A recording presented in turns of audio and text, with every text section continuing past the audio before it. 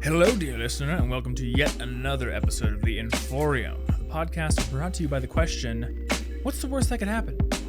Hey, Martin, what's going on? What is the worst that could happen? That's probably always worse than whatever your answer to that question is. That's probably true. I feel like if you're in the habit of asking that question, then the worst is probably worse than you have anticipated. But yeah, we were just talking about how, like, you know, there's like, what if you just walked away from your email inbox? What's the worst that could happen? Would you die?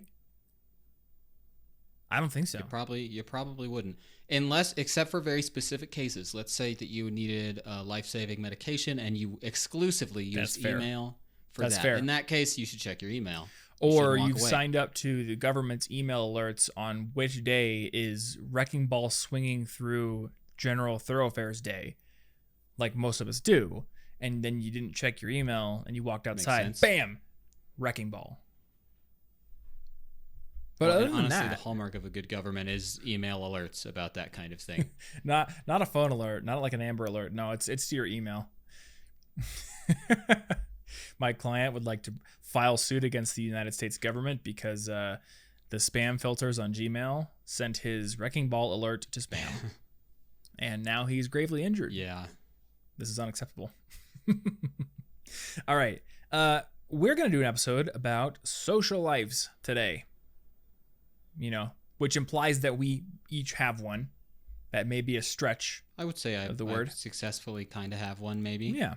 But, you know, it's getting to mid-February now, and I think it is safe to say, like, we're coming up on 1 year of most of us either being locked down, locked in our houses, or, you know, we have some degree of limited freedom when it comes to being able to see friends today. And so today on the podcast, we're going to just talk about how you can maintain a social life given that roadblock, the limitation.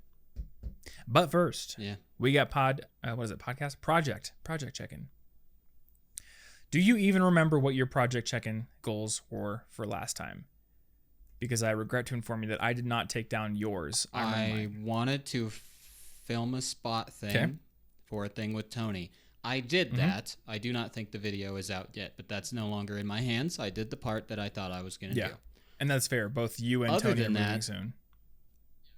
Yeah. Other than that, every other goal that I have, every single other thing is on hold because it turns out that due to a stroke of fortune, I can move in 6 weeks earlier than I was going to for free, which means I'm already packing and cleaning. Yay! And I don't have the ability to start language videos or really anything cool because I'm probably moving in the latter half of next month, so I'm very busy. Does our audience even know where you're moving or why? I don't think they do. I don't know. So update us. I mean, I know. Do they know? But... I guess I don't know why I would have brought it up. Moving to Minnesota because Martin likes being really, really cold. I like snow. I'm cool with all sorts of weather, but also I've never really adjusted well to the arid climate here or the lack of greenery, I should say, because Colorado's very beautiful once you get up into the mountains and west of them. But like where we're at is kind of just prairie ground that's been inhabited. Even in the summer, there are large patches of dead grass and everything. Just it's really dry, and there aren't a lot of rivers and lakes and fun things. I want water. I miss water. That's true. So I'm moving to a place with lots of water. My opinion on the Front Range of Colorado is it's gorgeous, but in its own way. Because like if you go to a place like Portland or Seattle, you know, it's just green everywhere, and you also have tons of elevation, and you can see mountains in the distance. Seattle may be the most beautiful place I've ever been. But, you know, waking up every morning, especially now when I live on the south side of town that's kind of like hillier, getting to see the mountains every day, it's amazing. But you're right, it's very dry here. And every time I come back from someplace else, like New York or especially the Pacific Northwest, and I'm coming into the airport runway and I see the expanse that is around the metro area outside of the irrigated oasis that we have created, it's very brown. Yeah, it's definitely it's dead other than the parts we've Yep. cultivated specifically. And now Denver's cool. I'm not mad that Mhm. I was here, but I have not adjusted well to the dry weather. And when I go outside and it is a little humid by chance, if it's like 30% humid or above, I will literally go outside, smell the air and be like, it feels like home. What's the humidity? And it is 30% or above. If I go out and I'm like, it's kind of good, but I'm Mhm. confused, it's usually in the 20s. I legitimately I can accurately smell how humid it is Yeah. outside here because of how much it makes me feel like I'm What home. fascinated me, and we'll get to my project checking in a bit, but this is interesting to me. What fascinated me is when you told me every time you have gone on vacation, it's been like your mood is lifted, you feel better, with the one exception of when you went to Salt Lake City, which is at a similar elevation Yeah, and similar just also dryness. dry and And then, yeah, I feel good. The air makes yeah, me well, feel then you had good. told me like there's, I would call it maybe preliminary research that needs expanding upon, but some research to Oh, show that absolutely. the level of humidity in the climate, and was it also elevation? I can't remember which. Yeah, it's altitude is correlated with some less than helpful mental things for some people, but it's not 100% clear So why, because it would be incredibly hard to get that was kind it of a study. altitude or was it humidity or was it sort of like the relationship It's between the two? it's well, statistically it's Okay. altitude specifically, but there are several different reasons why that could be, and none of it's super clear, and I just don't think I'll ever Hmm. get to know because I can't actually poke around in my brain and figure out precisely Yeah. what's happening. But I am generally a happier person at both more humid climates and lower elevations. So, this is the kind of thing that I'm never going to get a good science answer on why my brain is Yeah. doing what it does. So I'm just going to test it myself. Yeah. Head on over there and see if I feel It's one of better. those things where we probably aren't going to see a peer reviewed paper with a large sample size that will say definitively like some people are going to be depressed if they live in the mountains. But thinking about it, the balance of chemicals inside of your body is a product of the inputs, and there is literally less oxygen in the air up here, There's less less oxygen, less humidity. humidity. Stuff's different. Taste Hmm. is different when you get on a plane for similar Yep. reasons. That's why the food is different. And there's like you can't even boil water to the same Nope. temperature here. It gets to 205. That's boiling. It's actually different, and it seems small, but humans react to pretty small changes in their environment, I Yeah, would and say. typically, we adapt, and that's why we're able to live in so many different places. But I think that Yeah. doesn't preclude the fact that your genetics may be suited to one kind of environment or biome over another. Yeah, and adaptation just means you might Hmm. survive there. It doesn't even mean you're going to thrive everywhere. So while I could be fine here, I am genuinely happier and more motivated every time I go to any other elevation or humidity level. And here, when it is more humid, I feel great Hmm. for that day. And then I wake up the next day and I'm like, it's Yeah. dry again. Whereas for me, the dryness does nothing. I barely notice it. And then when I go back to Iowa, I'm like, oh, it's humid. I don't like it. Now, I actually, last time I was in Iowa, I walked 40 minutes to go Mhm. to a high V, and it was hot and humid outside. Honestly, I was smiling the whole way. I thought I would hate it, but I kind of loved it. Well, yeah, I mean, I So guess everyone is, I think I might be a frog or maybe. something, and I need to just absorb things through my Some skin. people are frog people. Some people are frogs. That's Someone's gonna draw a science, I comic out of think. that. Also, it will let me be closer to my family, and for a lot of reasons I think that the Twin Cities area is kind of like functionally the Portland of the Midwest because it's on a river, Hmm. it's got plenty of greenery, it's cities, so there's stuff to do, and it's more or less 2-ish hours away from a very large ocean-like body of water, the closest you will get, not near an actual ocean, the Lake Superior. That's true. So functionally, it's got a lot of similar things, Hmm. but I'll be closer to family. Whereas if I go to Seattle or Portland, I will love everything about the area, but be farther away from everyone Yep. for the most part. I actually, So, I also, it's more really expensive. dig Minneapolis and St. Paul. Actually, they're both great. Having grown up in Iowa, I do not miss the frigid cold, and this will be less of a thing in Minneapolis, and you won't care because this isn't you don't care about this, but in Iowa, during the winter, like the cold and the snow do not unlock any additional recreational activities unless you're a weirdo who likes to do cross country skiing, which is just walking but harder, I guess.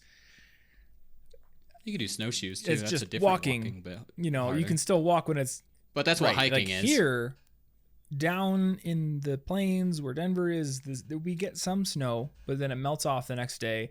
The snow kind of goes where it should go, which is in the mountains where I can go and ski it. So I love that, and I also love that it's not super cold here. But beyond just the cold, I love Minneapolis, and I'm kind of stoked that I'm now going to have like a very good reason to go there more often once I can travel. Yeah, more.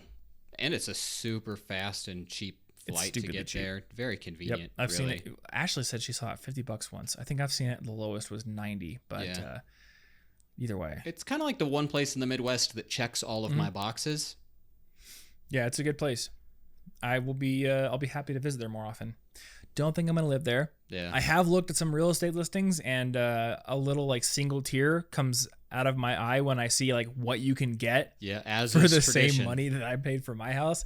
Like, this house is great, but for what I paid here, Yeah. boy, what you can get in Minneapolis, especially if you go out of the city center a little bit, you can live like a king. Yep. Yeah, anyone who's slightly familiar with Midwest prices and goes to either here or somewhere on a coast has to cry every time they look at house prices. It's the way. What I get is to live here and to not wake up, open my front door, and be greeted by a wall of snow. So have fun with that. No, I want that real bad. I want it. That's for photography purposes. I want it. I look outside and I'm like, oh, I want to take seasonal photos, but what's that? It's just dead season. There isn't winter in Denver. There is dead spring. It's like spring outside, but nothing is alive. Real winter happens in the mountains and maybe once every 2 weeks here for a day or two. And I miss it. I miss real winter. You got to come back out here in the fall every year, though, because nothing beats watching the aspens fall's great. turn. Nothing the beats aspens are that. super It's just... Although there are a lot of aspens in Minnesota, Are there? actually. Yeah, it's actually one of the most common trees, if not I the was most not aware common of tree, that. according to one of the government sites I looked I at. just thought it was pine trees. It's I think it's further Okay. up north. The northern half of Minnesota is ridiculously beautiful. It's just less inhabited than the southern half. Well, I mean, even the southern half, but yeah, when you look at the map, there's like this like line meandering, cutting across Minnesota, and then basically covering most of Wisconsin and like the tiniest smidge of Iowa. It's just pure green, just tons of forests.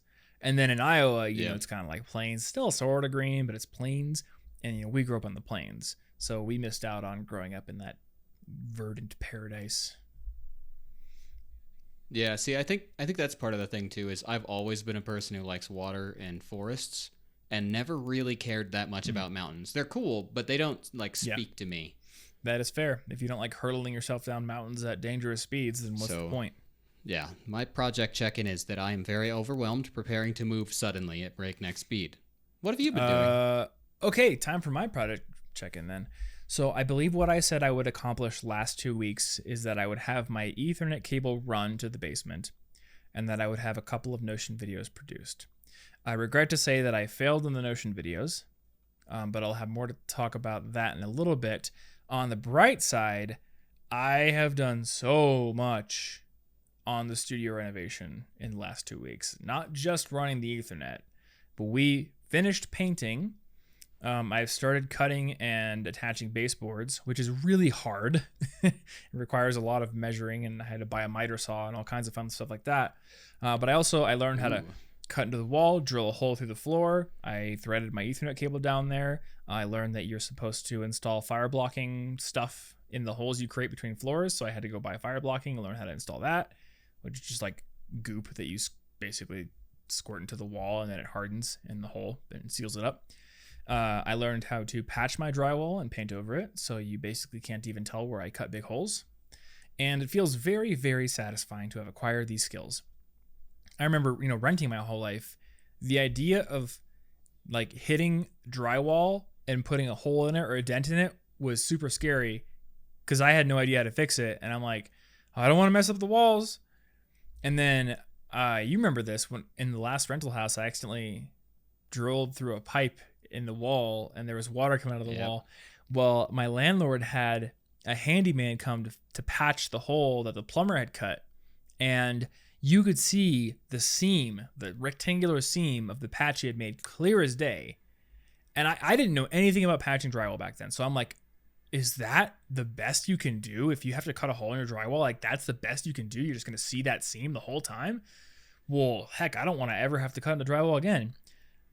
Turns out that handyman was a not so handy man and did a horrible job patching that hole. Because if you know how to do it, any hole in your drywall, you can patch it. And with a little bit of skill, no one will ever tell it was there. Especially here in Colorado where they use textured walls.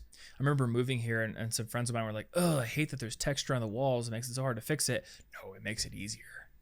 Because the texture randomizes the pattern on the wall. And you could buy texture in a can and just spray it on the wall and let it dry a little bit. Texture and in it a basically can. blends in perfectly with the texture that was already there. And then you paint over it and it blends in even better.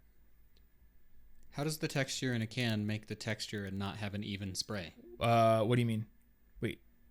What is texture in a can? Does it create like the little? Yeah, like if you look at the wall behind you, you bump either have areas? you probably have knockdown because that's what they had in the Lowry house that I lived in, and that's kind of like it's flat on the top and then it has like little valleys.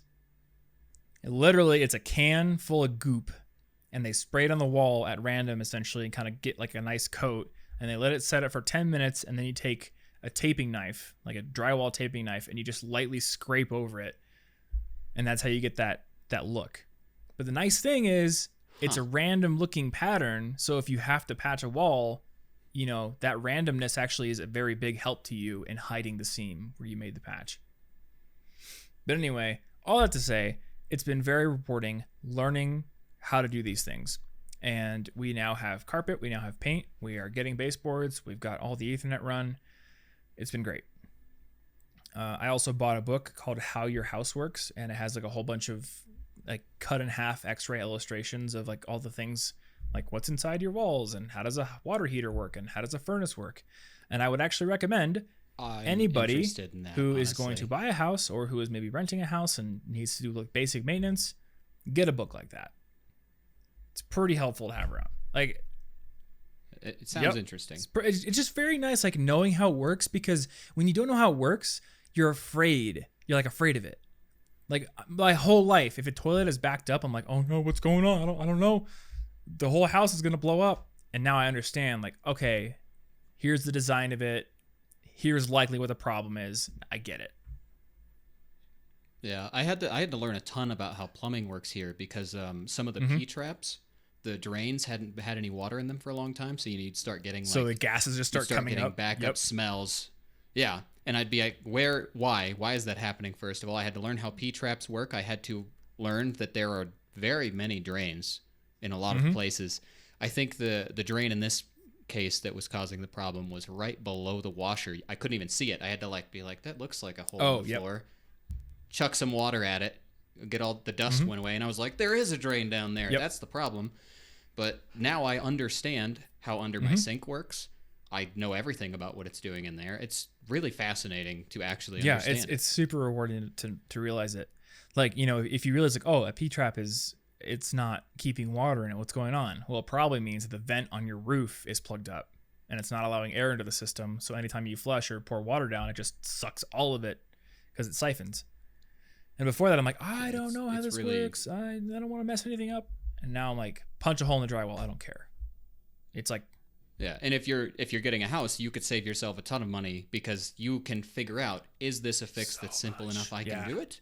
Or do I actually need a professional? In which case, hire one. Yeah. Like I was talking about my creativity video. Like I want to get new experiences to teach me new things. And this has been a very, very rewarding experience. And yeah, it's going to save me a ton of money. You know, and so I'm in a different situation than a lot of people. You know, somebody with a normal job might be like, I got to do this project on the weekend and I will save money. The way I'm doing it, you know, because I can probably like add more videos to my schedule and get more sponsors, I'm probably losing money in the short term by doing it myself and not hiring contractors. But I don't care. I love learning this kind of stuff. It's great. Yeah. And now I know how my house works. And I think that's a very valuable thing. So, But yeah. I mean, I never got quotes on any of this, so I don't even know how much I'm saving. But I do know that the carpet installer people said they were going to charge me $1,300 to remove the laminate wood flooring from my basement before they install carpet. And I just went down there and I just started tugging at it, and I realized, oh, it comes away pretty easy. And my friend Charles and I had the entire floor pulled up in like a few hours one evening, and then I paid a guy $130 to haul it all away.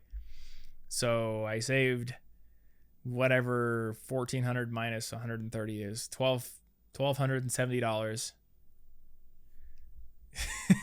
Just That's basically something. doing it myself. Anyway, yeah. So I didn't get the Notion stuff made because I basically like hyper fixated on working on the basement, along with a few other things. But I am working on that, and this may actually shift a little bit about how the podcast works in the coming months. So there is a course creator fellowship by a company called On Deck that is being launched. My friend Ali Abdallah is in it. Marie Poulin, who's another great Notion creator, is in it. August Bradley is in it in the first cohort. And I decided that I'm going to join that cohort, or at least apply, and become part of that class, because part of the class is literally building a course and getting it launched and figuring out how to market it. And I've learned about myself, like when I give myself an obligation, that's when I go into sort of hyper productive overdrive and get things done.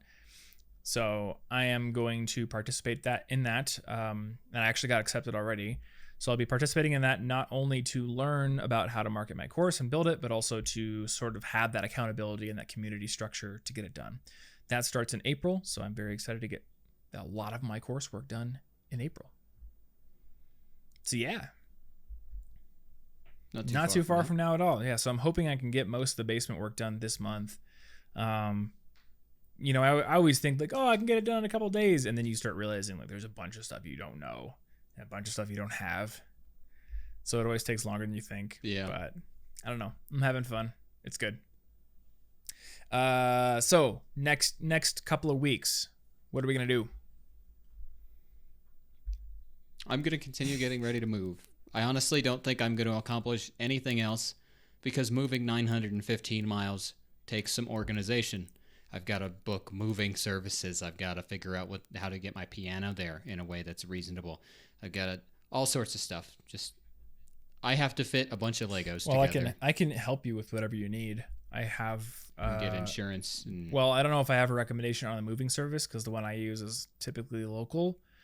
But I can tell you that they did a fantastic job moving my piano, because it's not a real piano. It's just a digital. So like you don't need a piano moving service. Not too hard to move. Your piano is, for all intents and purposes, just a gigantic piece of furniture.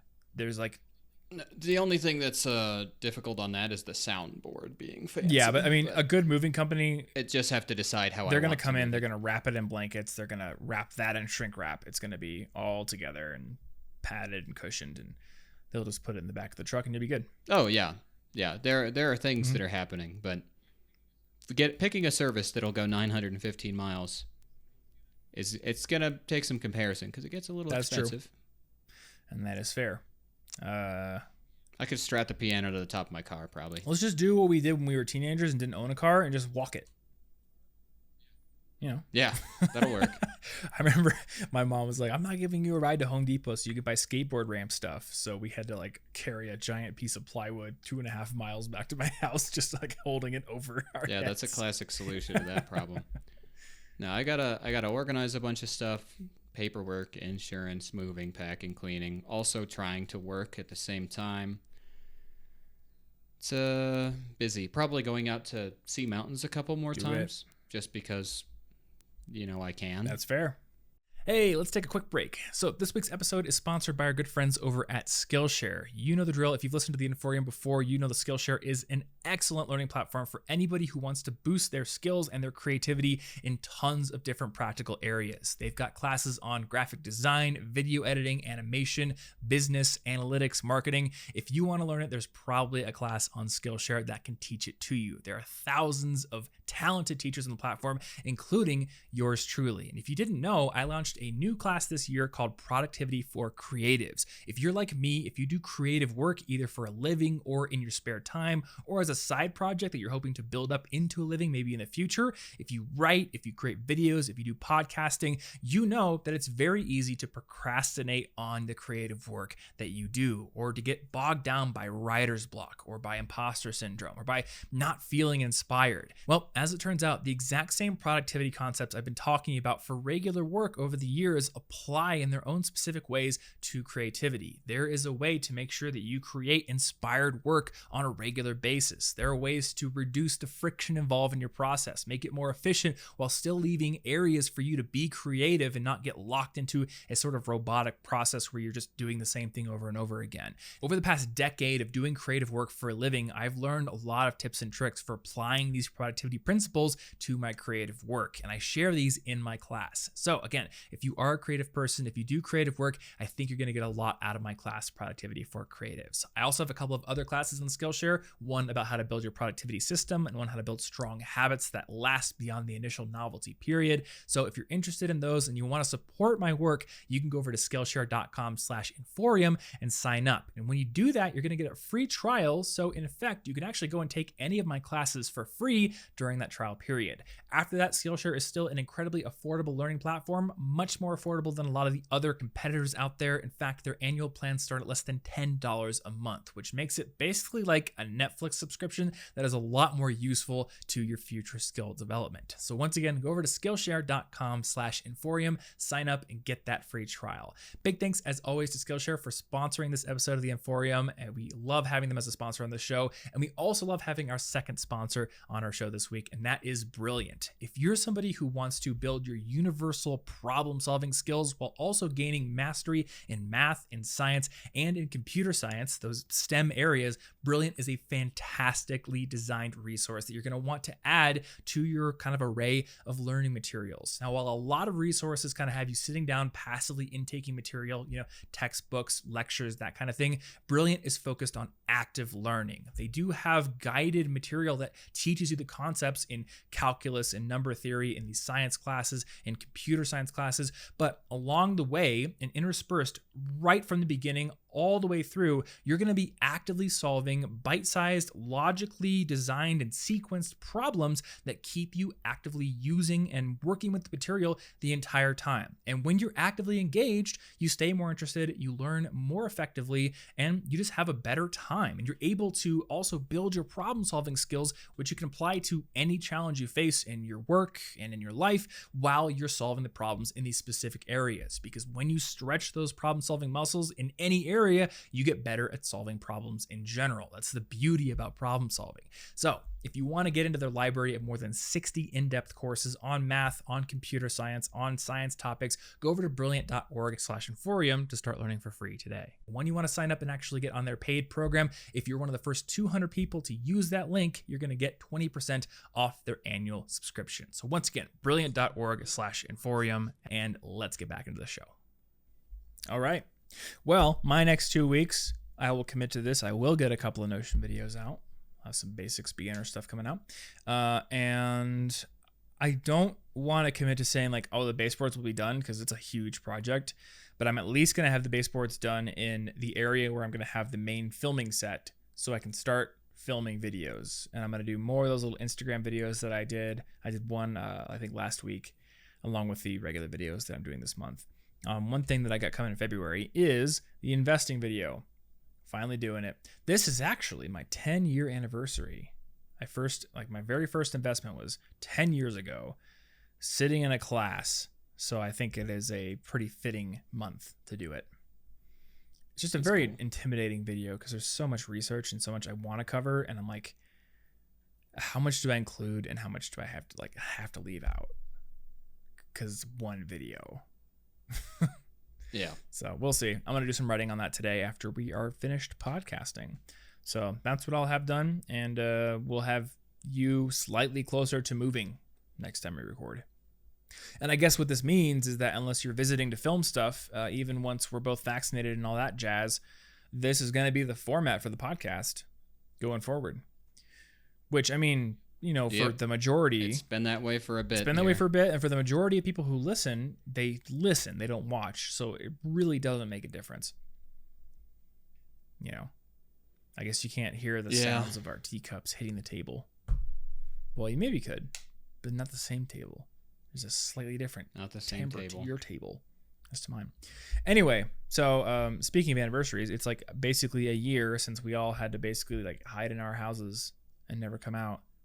What have you been doing to stay sane and social during this time? Well, for the first while, the answer is nothing. But then eventually I adjusted after realizing I had to do something. And I've been very successfully social for the last like half of this, I'd say. I've been in contact with tons of people, primarily through group chat, video chat sort of things. Specifically Discord. Yeah, I would say that's the vast majority. But I've also been, texting and messaging people and keeping up to date with probably 90% of the people that I would think to keep up with. The reason I know this, first of all, is because I track my social life to a degree, which what does helpful. This entail? So I have a section in Bear Notes, or it could work in iCloud Notes. I'm sure you could cobble something together in Notion, but I don't know how because I don't really use Notion for personal things. But how it works is in Bear Notes, or it works the exact same as iCloud Notes, so the format's the same. So I've got a folder / category social. Inside of it, I have notes with a bunch of people's names on them. These notes are sorted by most recently edited, and at least in Bear Notes right here, they tell me when. So they tell me that 15 hours ago, I marked that I talked to someone 16 hours, 16 hours, 16 hours, 16 hours, a whole bunch of people yesterday, a bunch of 19 hours. Just within the last, couple weeks, just a ton of different people, like 20 to 30 people. And within each note, I have a little section for each month. So I've got, let's say, October 2020. And underneath that, on every calendar day that I interact with this person, I put a plus. I don't keep track of what days because that's too granular and doesn't actually serve a purpose. But I can see if I've talked to people fairly frequently and in which months I was most talking to them or hanging out with them. And because it says how long since it's been edited, I can scroll down and see, oh, I haven't talked to that person in a month. Maybe I should reach out. And that's the whole system. That's it. I just add a plus on every day, and I can see how long it's been since I've talked to everybody. Yeah. It's very nice, specifically because how many notes are in here? I have 70 different people in this category. And within the last month, I've interacted with 38 of them. That's actually really good. I don't think I've interacted with 38 people. It's a very successful system, I think, for me. Now, is there any sort of delineation between types of interactions? Would you put a plus because you tweeted me? I would if it wasn't about work. I don't. For us, I count when we talk about things that aren't work. That's fair. That's like the ultra test to make sure we're not always having business meetings, which we fall into. So it's like subtly tracking another thing. So it's anything that keeps me in their head or them in mind, because I think one of the things that people run into when they haven't been social for too long is you'll be like, oh, hey, it's you. It's been a while. Let's catch up. And then you'll catch up. But then if you wait too long again, the next conversation also has to be a let's catch up. Yeah, it's if you're always doing that, you're never actively their friend in a way where they're casually and consistently in your life. Yep. You should not have to catch up if you've been already talking to them, because you'll already know. I already know you've been working on your basement. I don't need to be like, what? You moved? I know this. Yeah. You're a part of my life actively. So my goal was to make more people an active part of my life, because those catch-up conversations are not always fun. Sometimes they're overwhelming. Sometimes they're awkward because you don't know how to reach out after that long, so you procrastinate it. So I'm just like, if I actively now liking a tweet, I won't count that. I have to respond. I have to say something that is an active communication with this Gotcha. person. I don't even know if I would put a plus on a tweet unless it was like a thread.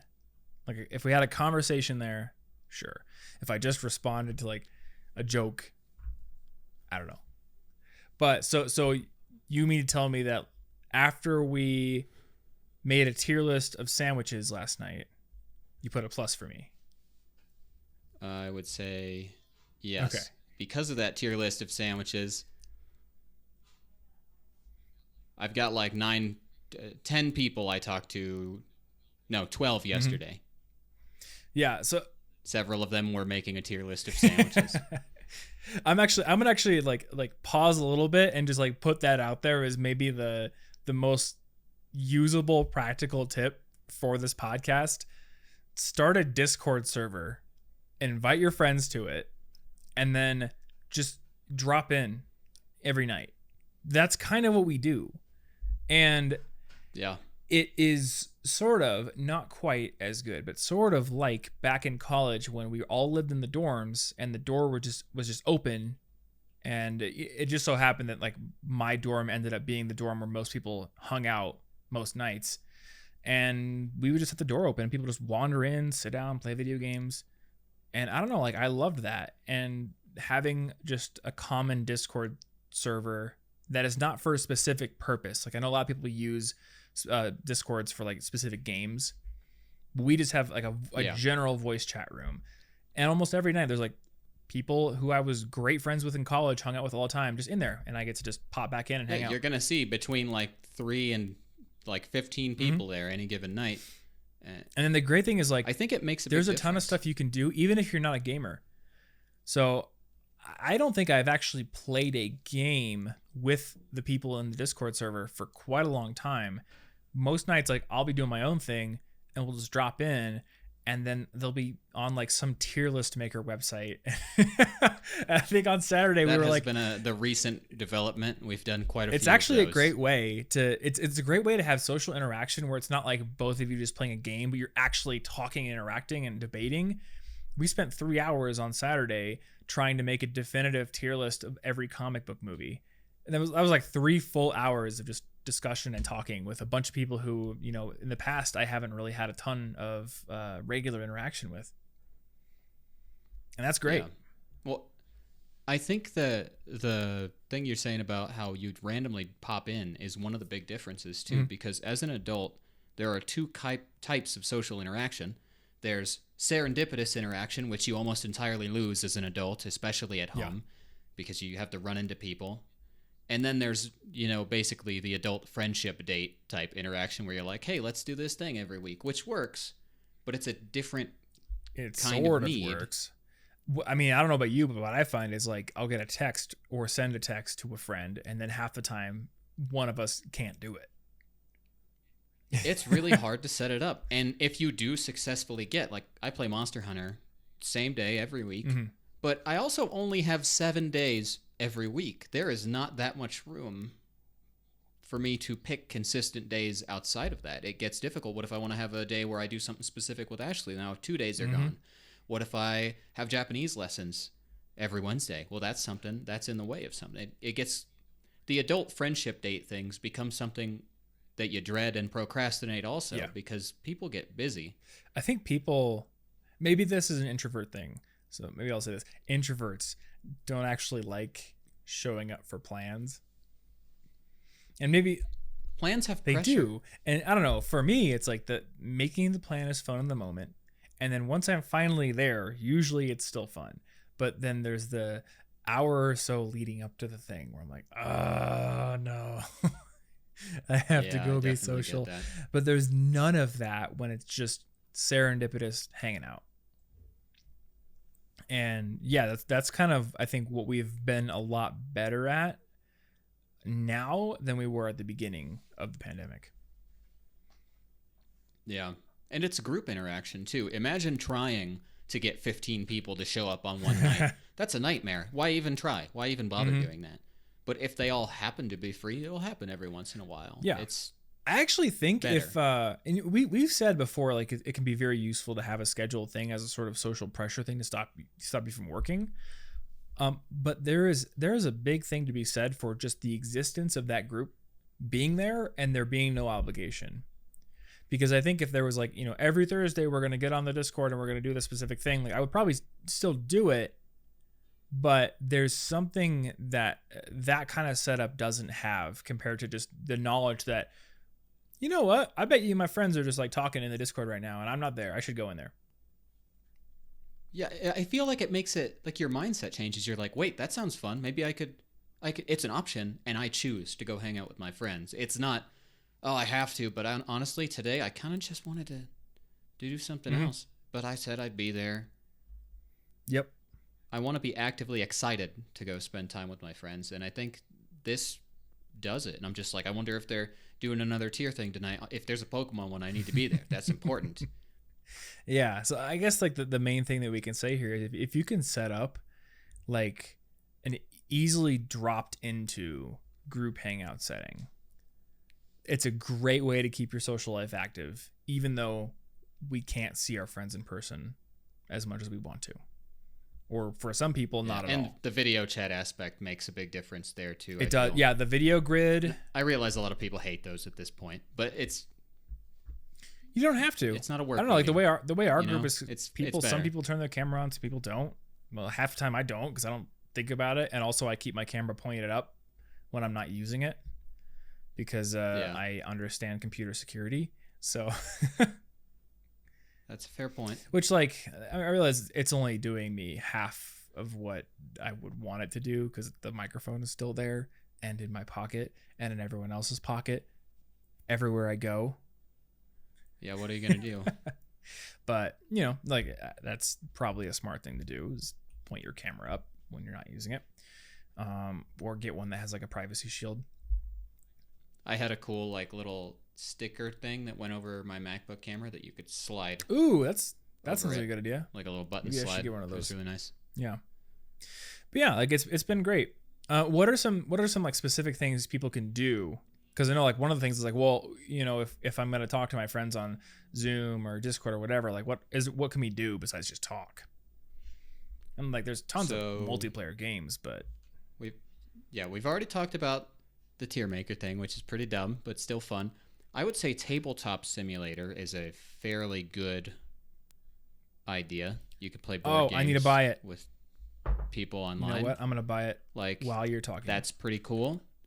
Honestly, like we played Among Us for a while, but I didn't like that as much because the whole point is that you don't talk to each other. It's like going to see a movie together, It's kind of social, but you can't really have a conversation.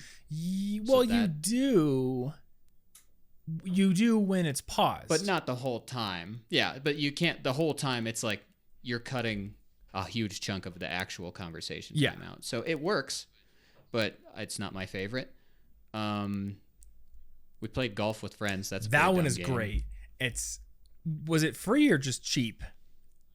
I don't remember. I mean, it was so cheap that I don't remember it costing any money. So maybe it was like $3 or something. But yes, that one was great. And it's one of those games where it's like what you do is so easy that it's basically you kind of just want a mindless activity. Yeah, it's literally going mini golfing with your friends, which I love. Yeah, and it shouldn't be something you're going to get. If you're going to get really competitive about it, it may not necessarily be the best idea, depending on how you want to be with your friend group. Because I think, for me, it's been more fun to have something casual that I'm kind of paying attention to, but mostly I'm in the conversation. Being competitive in that game, I do not understand how it's possible because sense. Half the time the ball is a rhombus or a pyramid. That's just... Being competitive in that game would take a level of patience I can't comprehend. It's just impossible. But that's why I like it. Nobody's really taking it that seriously because it's dumb. Yeah. But it's still a fun thing to do. I started playing a game called Satisfactory, and it is kind of like Minecraft if your goal was to build a gigantic automated factory. I will say this game is not for everyone. I have spent literal hours on my iPad drawing out schematics and doing calculations to figure out like optimum efficiencies. So it's perfect for me because I love spreadsheets and stuff like that. But it has multiplayer as well. So if you want a game where you're building something together, that could be something to play as well. Like I freaking love it. I didn't realize you could do that. You can, yeah. So Tony and I, we haven't gone into each other's worlds yet because we just got it and we decided to. Yeah, I think you have to play like the tutorial on your own first. But he's probably going to be hopping into my world to play some at some point soon. I don't know. It's a cool one. It's got exploration. It's got building. It's got cooperative stuff. It's a little bit of an addiction for me right now, but it's a good one. Hey, it's that's at least an addiction that requires doing math instead of just like, I don't know, being addicted to. Well, I was gonna say being addicted to WoW, but I bet you WoW has math in it too. I've never been addicted to WoW, so I don't know. Yeah, probably. A bunch of our friends are playing Final Fantasy 14 these days. Oh, they are. Filling a pretty similar The niche. only thing that I found or remember from them talking about that was that apparently there was some census on the types of characters people play, and like overwhelmingly it's cat girls. Yeah, apparently that. I mean, that's not that surprising. that would be one of the more popular characters. It doesn't surprise me at all. The audience. MMOs have never been doable for me. I like them, but they're too obligation. Yeah. To me at this point in life. I really wanted to get into Eve because people said it was spreadsheets the game, and that kind of thing excites me, but there was a lot of obligation-y stuff. It just seemed like it would be it would overtake my own life too much. Where at a Satisfactory, it's like, oh, I'm going to do some factory building and then I'll be done for the night, and I could just walk away, whatever. It's interesting. It's one of those games where like I'll play for a while, and by the end, my brain is so tired. I'm like, I never want to play this again. But then I wake up the next day, and I want to do it again, which is kind of like the feeling that I get from doing creative work. Once I finish a video, I'm like, oh my god, I'm so glad that's done. I'm so frustrated. I hate it, and then I'll put it out, and then I get a new idea, and it's like the whole process begins again. Yeah. Yeah, MMOs are cool, but I don't want to have to show up for a group thing if I don't have the time. Before we get out of the various game ideas, I would like to point out that there doesn't even have to be a shared thing, because a lot of times a few people are playing Final Fantasy 14 or a fighting game or something, and then we got some people doing cool stuff in Blender. I might be working on some pixel art or doing some Japanese homework. Actually, we have another chat where generally people mute their microphones after they've sort of said hi, and then just sort of do a work session on video chat. But imagine that you were the kind of like, even if I was like a busy parent or something, and I couldn't possibly sit down and play a game, I could possibly get like a wireless headset, get my phone on Discord, walk around, do things, but still be talking with people casually outside of the pressure of an activity, which maybe I wouldn't have time for. Actually, that's what I do. Because, I mean... Oh, yeah, because you're usually... you're working on the baseboards on the other day. Yeah, it's great. I have one AirPod in my ear, and I'm hanging out with you guys, and I'm painting or nailing baseboards or whatever. You've probably just improved an incredibly repetitive manual activity, yes. But also... how often are you truly just going to be free, completely free? This increases your ability to be social without having to ignore your obligations. Because, generally the group is like, oh, you've got to work early tomorrow. Okay, fine. See ya. Like, nobody's mad if you're busy, but you can still show up for a bit. And like one thing that I would do socially with people if I could see them in person is we would probably work on stuff like that together. Like my friend Charles is the kind of guy who would come over and help you do something, and vice versa, and you pay each other in beer or something, and it's sort of the same thing. I mean, you guys are on the other side of internet connection, so unfortunately you can't pick up a paintbrush and actually help. How dare you? But at least it's not just me down there by myself. Sometimes that's what I want, but sometimes I'm like, man, I want to hang out with people, but I also want to make some progress on here, and now I don't have to choose. I can just hang out, which is sweet. I don't know. I love the advent of that Discord group because it really does feel like it used to with the open door in the dorm room. It changed everything. about my social life. And also group activity, I think, is a different kind. You know, there's the serendipitous and also the planned, but there's also the group and just a couple of people, because with maybe one or two other people, I might have a serious discussion about something emotional or something philosophical or something important in life. We might bond over something, and that's important for close bond development. Yeah. But if it's always that feels a little high pressure. In a group, you're more often to just relax and fall into shared jokes and less serious things, because it's kind of hard to get a serious conversation that's balanced between a lot of people, because you'll get some people who don't even get their input, and that probably sucks for them. But with the group, it's also casual, and I can just have fun with friends instead of always having to talk about something that seems important. Like, is it worth a text for this little thing? I would say the argument is yes, but I could see myself telling myself, no, that's not worth reaching out. Don't bother. But in a group, I'm just like, let me throw this stupid thing in the chat and see what people think. Yeah, I feel like on previous episodes we've done about like friendship and relationship building, we've talked about like the differences between in-person hanging out and group hanging out. And like they both have their pros and cons, because you always develop a deeper relationship when it's with one person. I remember you talking about like there was one group dinner we had with another guy who was into foreign languages, and you felt like you couldn't really spend a whole lot of time talking about it, even though you're both clearly interested because everyone else was there. Well, we didn't want to like make the rest of the group just be suffocated under a topic they don't care about. But the flip side is, you know, being in the group, it does make it feel more casual. So like you said, if there's like a little thing where it's like, oh, I'd like to tell that person that thing, like you would more likely do it just because you're all hanging out anyway. Yeah. So actually, that's a good question. How can you encourage more one-on-one interaction time when you can't hang out as easily? Because I feel like a group hangout thing for two people, it just doesn't happen quite as much. Oh yeah, because you just have to be like, if people aren't likely to be there, it might feel weird to just be like, I'm gonna hang out here alone all night and just see what happens. I would say that this has also been something I've been doing for a couple of years now, actually. Really, the majority of my time in Denver, since like you're here, but the vast majority of people I know aren't here. And so it becomes something where I have to contact them through phones. And the strategy that I have developed is to simply randomly text people when I think of them.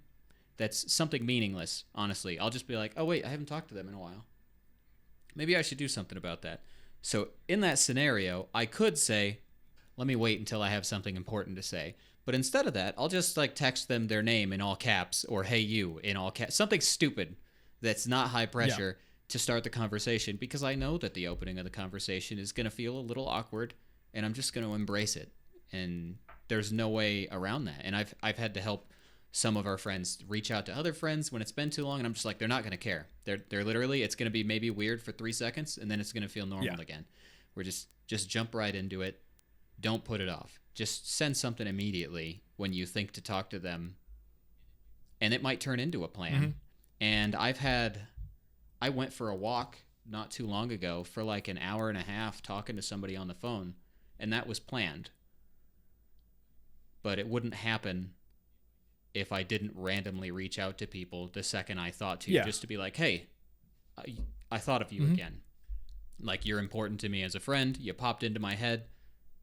Here's a thing that I found, or nonsense. Well, I have a suggestion that is along the lines of everything you just said, but it is decidedly a more old man thing to do. So I'm just going to embrace my status as an old man and say, I recommend just calling people to shoot the shit. If you know their work schedule, maybe. Do That's it usually my issue, evening. is if I don't know their work schedule. I know plenty of people that work in the evenings too, though. Well, then learn their work schedule. I don't know. But I've got a few friends who will do that. Most of them don't. Most people will tweet or email or text. But I've got a few friends who will just call me out of the blue to talk. Or my friend Charles Cornell does this. He's another YouTuber. I'm guessing some people listening have probably seen his videos. He does like piano memes and music theory, stuff like that. He lives here in Denver too. And, you know, he'll text sometimes, but a lot of times, like if he's got, you know, he wants my feedback on a thumbnail, or he's got a question, or he's like, hey, do you want to come help me like cut some lumber or something? He'll call and we'll end up talking for half an hour about 500 other things. He just, I don't know, like his brain is wired to call me. And it won't even be like, oh, hey, Tom, how you doing? Like, I got a question for you. He just, the moment I answer the phone, hey, what do you think of this title? And, you know, we're just instantly talking. And it's just like a text message, except now we're on the phone. We talk. It's like half an hour sometimes. And then this is something that I love about phone calls. It ends. And then like the next time it happens, it's like, it's a contained thing. Something I don't like about text messaging is like nobody ever really knows when the conversation ends or begins, because it never really does. It's just like this persistent low level conversation, quote unquote. Sometimes it's not even a conversation. It's very, it's surface level. It's not deep. When you're on the phone with somebody, like you might be doing other things, but you are somewhat engaged. Like you kind of have to be. If you're not engaged, it's going to be obvious. If you're texting, you're probably not engaged. I remember, boy, I'm going to sound so, I'm going to sound so ancient. Back in my day. I'm going to sound so ancient. But I remember in high school, 90s. when I first got Bill MSN Clinton. Messenger and AOL Instant Messenger. That's how old I am. I would literally sit at the computer on IM, locked in conversation with somebody, probably a girl I wanted to date, and do nothing else. But now, like, that is almost never how it is. It's like Slack's open in another window, or I'm going about my day and people are texting me. It just doesn't feel the same as when you're talking to somebody, you're in a conversation. That is where most of your attention is directed, if not all of it. Yeah, there's something about those AIM days that I miss, you know, because you're right. In those days, I would say, hey, I got to go. Yep. The Bye, GTG. even over text. But when it's over, you know, DMs or just regular text message, it feels like eventually one of you just kind of has to ghost the other until the next day. There's never a... And you just, am I going to do it? Do I feel okay about ghosting you? Right. That's all right. But there's never an explicit bye. Yeah, there's never a G2G. And here's the thing. What's the word for this? What is the word for like a goodbye? It's not a greeting. It's a... What's the word? I can't think of it right now. It's not a salutation. There's a word for it. I'm struggling. Me too. And that seems odd right? for me. Yeah. But I'm going to blame that I have not been sleeping well all week. I'm going to Google it. Opposite of a greeting is... I keep pulling up things in a foreign farewell. languages. That's not what I'm looking How's that? for. A goodbye, a farewell, a leave taking, an adieu, and a I'm not even going to try to pronounce that one. Au revoir. A valediction? Is that a word? Is that what the word means? I guess it's valediction. a word, the action of saying farewell. I'm not familiar. Aha! No wonder the last song in that I Am Ghost album is called Valediction. I never knew what the word meant. It just I didn't sounded know that word. cool. Okay, so the beautiful thing about a valediction is that in most cases, it implies I will see you again. And there's anticipation. And I think that relationships are strengthened by periods of interaction, deepening the relationship, and then periods of being apart. Absence makes the heart grow fonder, right? And, you know, I think with a good friend, you wouldn't want those periods to be super duper long, but having those periods of absence is a good thing. And it's the same thing with like a romantic relationship. I remember, like, you know, Anna would go to cons or I would go on business trips. And when we come back, you know, we miss each other so much. And that's something that we also haven't had for the past year, you know? Yeah. That's a relationship challenge, you know? Absolutely love my fiance, but there is good that comes from being apart every so often. And we have not gotten that for a year. But anyway, the fact that we never say goodbye in texts means that doesn't exist. It's just this persistent thing where, yeah, like you said, you just kind of awkwardly ghost them, or they ghost you after a while, and then you bring it back up and it's become part of the culture, so nobody makes a big deal about it. But I think there was something we lost in transitioning to that method of communication. Yeah, I definitely feel less pressure if I'm allowed to just say bye. Mm-hmm. There's kind of a low-level guilt related to just having to stop responding at some point. And, it's just like, well, I could reasonably be asleep right now. I could probably stop responding. It's like, it feels less honest, and it keeps the pressure on, and neither person knows that they're fully allowed to let go. Because you don't want to be the person on the other end of that either, waiting, thinking, are they going to respond again? I'm not sure. Maybe one person is just sitting there, invested in the conversation, but the format is bad because they don't realize the other person is already checked out.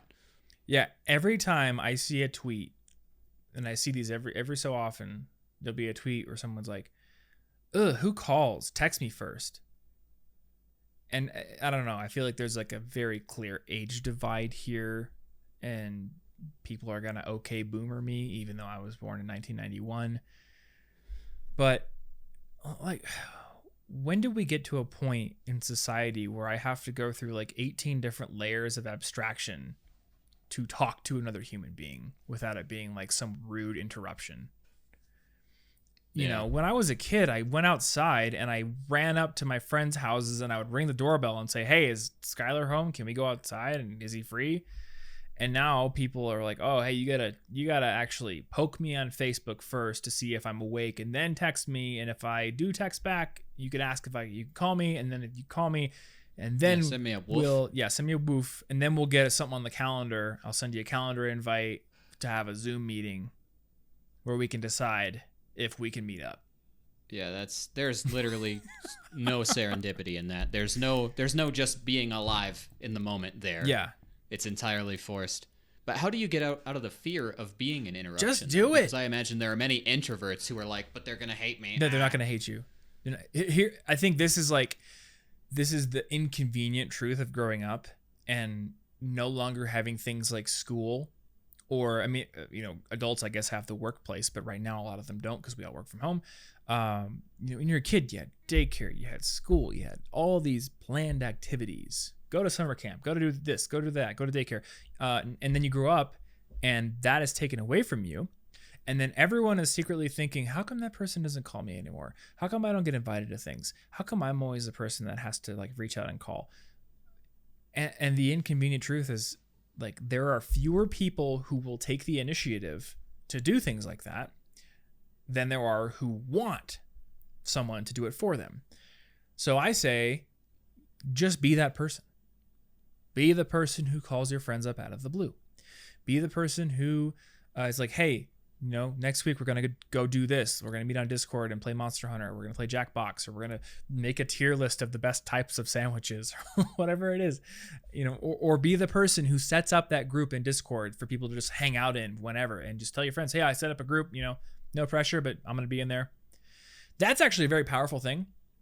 And I'll use movies as an example here. I have learned that if I want somebody else to watch a movie, the best way to do it is not to say, hey, you really need to watch this movie, let's do it sometime. The best way is to be like, hey, I'm watching this movie, join me if you want, just put it on. Because a lot of people, they won't say, okay, I'll drop what I'm doing and I'll make a plan to sit down with you, but they will be like, oh, what's going on over there? I feel left out now, I better go join. There's a lot of power in what is it? What is a not terrible way to make this sound? I was about to say there's a lot of power in making people feel left out. But it's for good. There's a lot of power in creating a little bit of pickup tactics, but for friends. Is that what's going to happen here? There's a lot of power in creating a little bit of FOMO when the intention is to encourage people to come do things, not to. If the intention is literally to exclude, then you're just being a jerk. But haha, we're at Disney World. You're not. But if you couch it that way and hey, we're watching this movie, just want to let you know, it's not like, oh, you're the person who has to decide whether or not we watch it. It's we're watching it with or without you. We're inviting you. It's at this time. Be there or don't. you know. I Yeah. think that that's a very, very powerful way to encourage more interaction, to have more social interaction with your friends. And, you know, just to be that person who takes the initiative, who sets things up. And to not be disappointed when friends say no or they flake or whatever, because you're doing the thing anyway. You know, don't allow them to be the one who decides whether or not it happens. Make it happen if you can. And more often than not, you know, some people are going to show up. Yeah. I think that's why our Discord group works well. Nobody ever reached out to me or like, hey, Tom, we were thinking about making a Discord group. Are you in? Like, we're not going to do it if you don't. They just did it. And then I got invited. Yeah, and I think I only mentioned a couple times where I was like, hey, we're doing a thing. But usually that isn't necessary anymore. You just...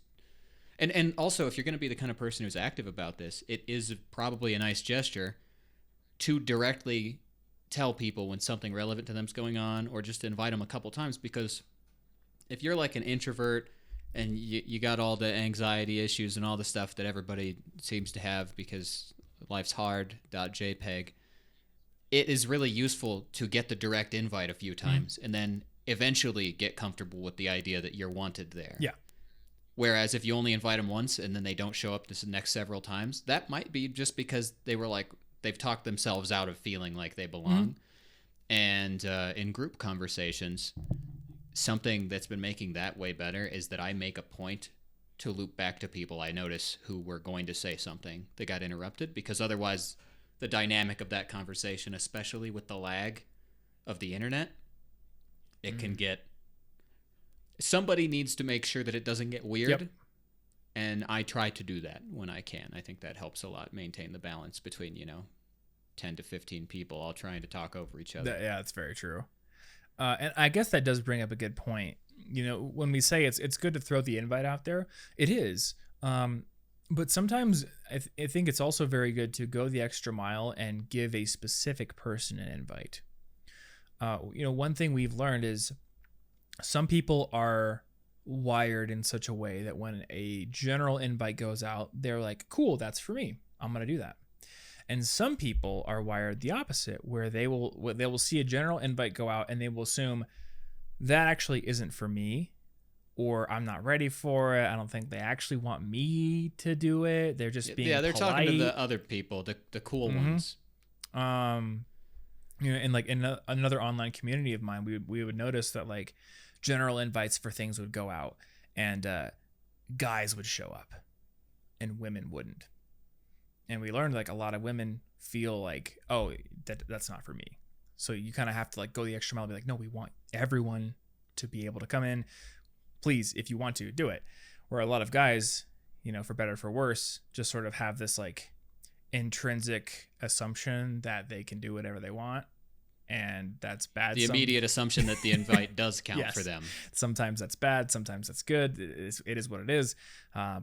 But it results in an imbalance a lot of times. And it results in, you not realizing you have a blind spot in your social group, where some people feel like an invite for everyone is not actually an invite for them.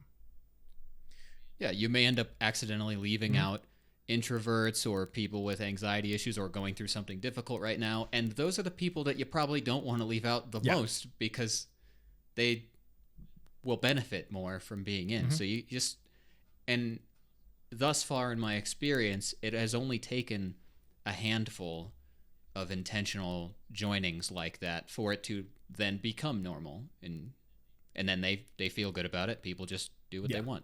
Yeah, I mean, you've done a great job at that. I don't think it's like needed for me, because I am one of the people who will just kind of assume. But I know I've gotten specific texts from you like, hey, we're doing this, you should join. Yeah, if something really relevant's going on, I'm just like, this is a perfect time for... I'm a really good fan of group cohesion, and I make efforts to make sure that the group stays, because it would really inconvenience me if something were to fracture it in any way, and I would be like, look what I just lost. Yeah, absolutely. Also, I'm about to move away from Denver, so making sure that you're also actively in part of the remote group makes sense. That's very true, because I don't think anybody besides us is in the remote group, as far as I know. Yeah, it's just us in Denver in there, basically. So you're going to get physical proximity to many of those people. which is cool. Yeah, so I'll have to work harder to make sure, and I don't think that'll be hard because we already do tons of stuff. I'm going to be talking to you on a theoretically daily basis anyway. Yeah. And I mean the thing that like is interesting and also it's not a bummer that you're moving because of COVID. I've seen you in person like twice. It's basically the since same. I moved to this house. It's not different at all. And it's an 1.5-hour flight to Minneapolis. So there's really nothing that I'm losing for real. Actually that brings up an interesting side benefit. This isn't just for this. This is a good way to maintain friendships. Another friend and I were talking about the previous generations. When they got out of high school or college, they started a family, they move across the country for a job, they basically just lose touch with everybody they've ever known. We are more or less the first generation who straight up does not have to do that. Yeah. Because time zones don't divide us, and we're immediately already on all the internet things. So this is a great way to keep in contact with people long term. And I won't say like everyone from the previous generations lost touch, because some people, proactively wrote letters. No, they still things can. Like that. But now it's easy. It was hard. Yeah. It's so easy now. This takes no effort at all to suddenly talk to 20 people from college days. But the previous generations would have had to specifically write or call all 20 of those people. Yeah. And we should take advantage of the fact that we don't have to lose touch with people as easily. Exactly. I'm about to run out of space on my memory card. Okay, we're back from technical difficulties. I'm not even sure what exactly we're talking about. I think we're talking about how we're not. We can keep in touch easily now. Yeah, very easily, because the flight is super short, and it's super cheap, and it's fine. Yeah, it'll basically be the same thing. So I think I'll end up seeing you, if not as much as I do now, close to. And I like Minneapolis, especially when it's warm. So yeah, I would love to have some excuses to go there. So yeah, I think we probably covered a lot already. I feel like I don't think I have any other notes on how to be social. I can't come up with any that don't actually involve talking to people, so apologies. It does turn out that in order to be social, you do have to socially interact with other people. Yeah, that is the trick, and that's the tough part. Mm-hmm. But once you get past that, it's easy. We do have other episodes from the old College Info Geek days, if people are curious about like how to actually make friends. One thing I have noticed is like basically for any interest at this point, especially if it's like a gaming thing, there's a Discord group for it. So easy way to start interacting with people, and that's how friendships are built. I remember one thing we talked about in one of our early friendship episodes was some research you had pulled on like the number of hours it takes to become like really good friends with somebody. And it's like, dozens or hundreds of hours of just like you literally need to put in the time. Mm-hmm. And I think it's not just the hours, because what you do with the hours is also quite important. If you never talk about anything deeply and you just like sit there like two Midwestern small town guys in a bar just grunting and watching sports, then maybe you're not going to be best friends, but the time does matter somewhat. Yeah. So, well, I think that's going to do it for our main topic. Before we close out, we have a couple of cult member questions. And remember, for members of the cult, especially if you have been issued your standard issue hooded robe and taught the secret chants of the Enforium, you can leave your questions in the comments section of the YouTube versions for these podcast episodes, or you can tweet them to me, Tom Frankly, or to Martin, Yo Bartholomew, on Twitter. You can also DM them on Instagram, but I don't check my DMs all that often, so Twitter is probably better if you want your question noted down in a timely manner. Speaking of our questions, the ones we have today, number 1, is a general overview of your goals or a more specific delve better to motivate you? I'm actually not quite sure of what this person means.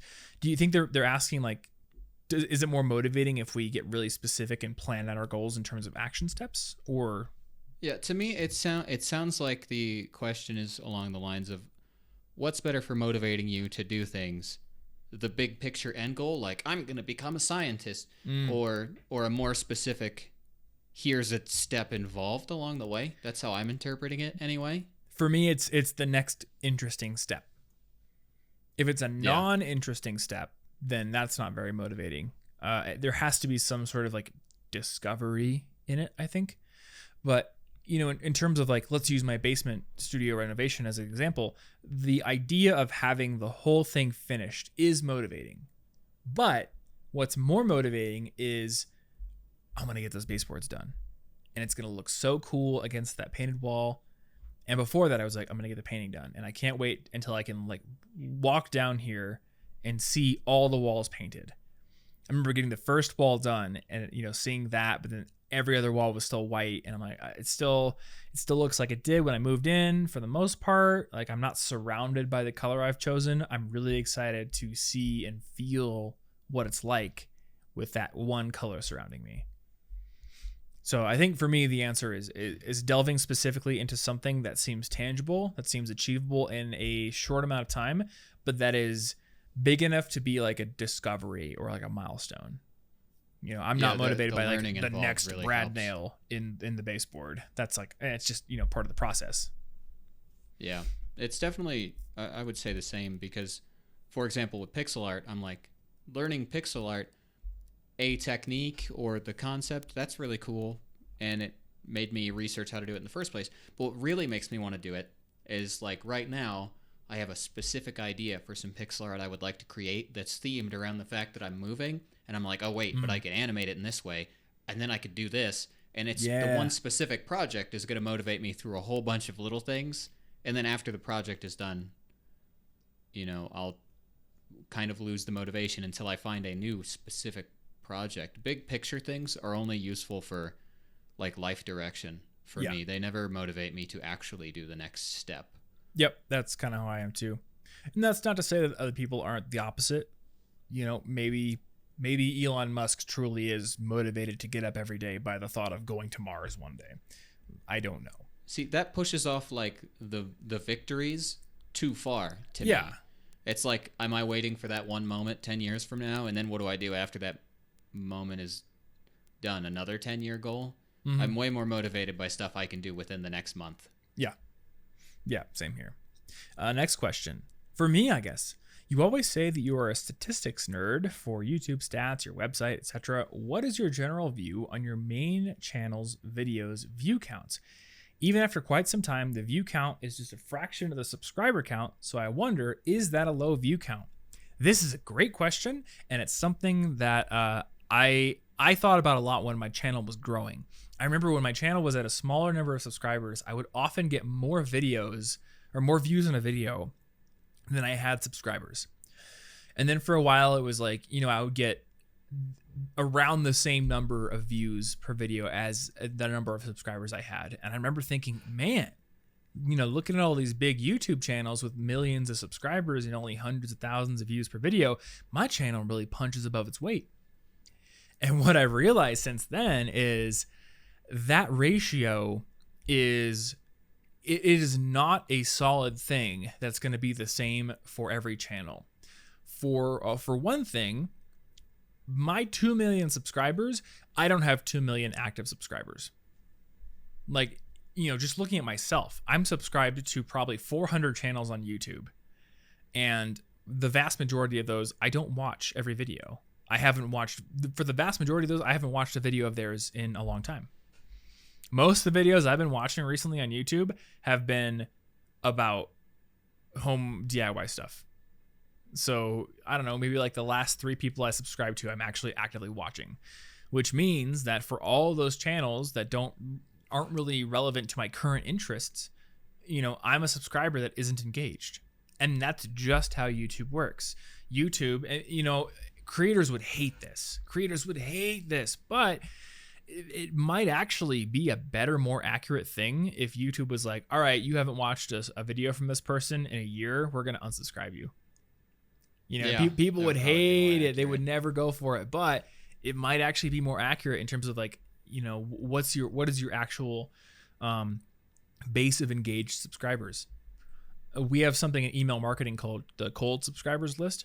And on ConvertKit, I think it just removes them after 90 days, or at least it puts them on the cold list, and then we can send a re-engagement campaign and unsubscribe them if they don't want to be there. But it's something we're intimately aware of. It is the fact that we pay per subscriber, but not every subscriber is actively engaged. There's a college kid back in 2011 who signed up for my email list.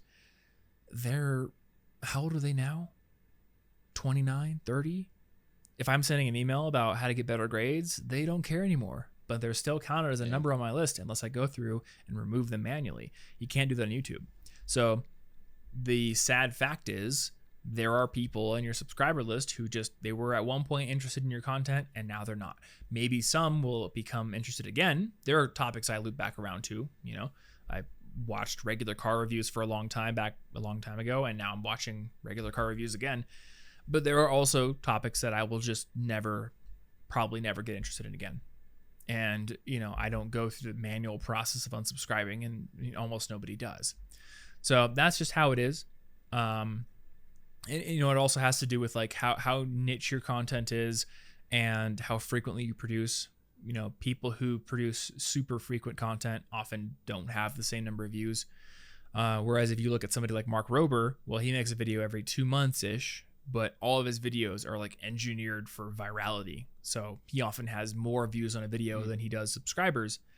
Whereas if you look at somebody like Philip DeFranco, he's got, I think, more than 10 million subscribers. And then, every video will get 1 million, maybe less than 1 million, maybe a bit more, because it's the news. And the same with Linus Tech Tips, 12 million subscribers, average 1 million per video or less, because, out of those 12 million people, who is interested in this specific phone or this specific server configuration they're doing, So that's just how it is. I don't worry about it. What I worry about is just the general trend going up over time. And one great thing about 2020 is if you look back through our catalog, it's going to look like we had more views on older videos. That's just because those videos have been up for longer and years. In terms of like actual first week, first month, all that kind of stuff, we did better in 2020 than we ever did before that. That's what I care about. And for the back catalog, I can't really control that. YouTube is constantly tweaking their algorithm to sometimes favor back catalog videos, sometimes not favor them. Right now, just from my own experience, I haven't been seeing a ton of old videos in my recommendeds. It's all fairly recent stuff. So maybe that's what they're kind of prioritizing right now. Yeah. To some degree, caring about any specific statistic that's also controlled by an algorithm is sort of just going to waste your time. Or if you worry too much about it, you're just hurting yourself. You can't fix their algorithm. They do that. There's stuff I can control, and then there's stuff that I can't control. And that stuff is changing all the time. So, long answer short, I can't worry about my subscriber and view ratio. It doesn't work. It's not worth it. What I worry about is, am I building a sustainable business? Am I growing? Am I keeping the things that matter going? Yeah, that's what I care about. So yeah, I think that's going to do it for this episode of the Inforium. This is episode 14. So if you want the show notes for this episode, I'm not sure exactly what we'll be linking to. I think there's maybe a couple of games we mentioned, Tabletop Simulator, a couple of other resources. You can go to theinforium.com/14. And if you just want to subscribe to the show or show your support, theinforium.com, our homepage, has links to Spotify, Apple Podcasts, Google Podcasts, and a few other resources or places where you can subscribe to the show if you haven't done so already. Doing that gets you if you set your podcast player to download it, you get it automatically downloaded every other Monday when we publish. And if not, you'll at least be able to open your handy dandy little podcast player and see when we have a brand new episode released. I think you can even set notifications for that. But I'm a pretty anti-notification guy. So if you notice on my YouTube channel, I never say subscribe and hit the bell. I just say subscribe, because as much as I want my YouTube channel to grow, I don't want to actively encourage you to set up another interruption to your workday. And I publish at random times. I don't know. Yeah. Maybe if I get on a super strict publishing schedule, even then, time zones, I'm going to be waking somebody up at 3 a.m. I don't know. So don't hit the bell, but do subscribe and listen when it is convenient for you. Like I said before, if you have questions, if you're a cult member and you want your questions answered in the show, Twitter is probably the best place to do it. I'm Tom Frankly on Twitter, and you are Yo Bartholomew. Otherwise, if you do watch on the YouTube side, we do check the comments on the YouTube podcast episodes. So check those out. Thanks as always for listening. If you enjoyed this and you are an Apple Podcasts listener, there is a rating and review system where you can leave us a 5-star rating and review if you want. Otherwise, thanks for hanging out with us, and we'll see you in the next episode. Stay tuned.